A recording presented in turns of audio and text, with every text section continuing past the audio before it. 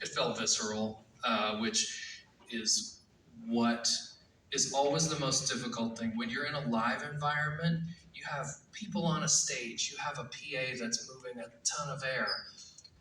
In a record mixing world like I live in, that is much more difficult to energize. So,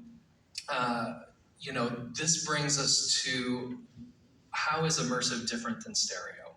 So, immersive audio is an object-based mixing platform.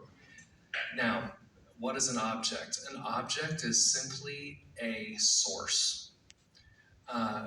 Typically, if we can think in mono, that's great.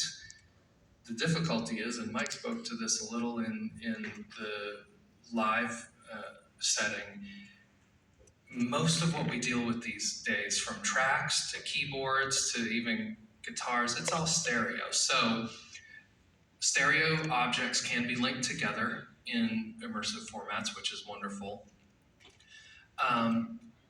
But even with stereo objects, getting our brains to think a little bit more mono yields a bigger and more immersive result.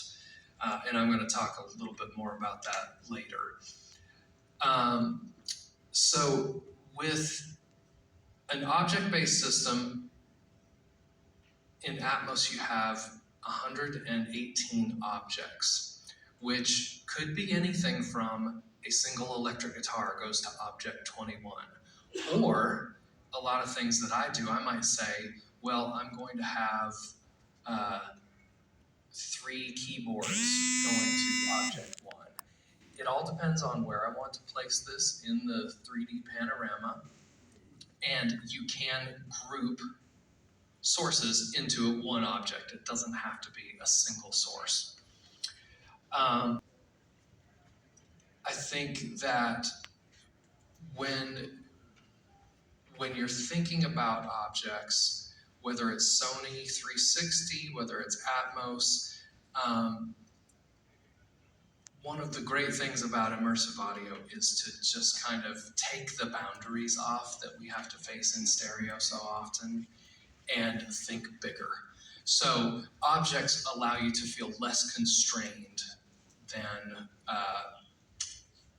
than working in stereo or even working with a bed.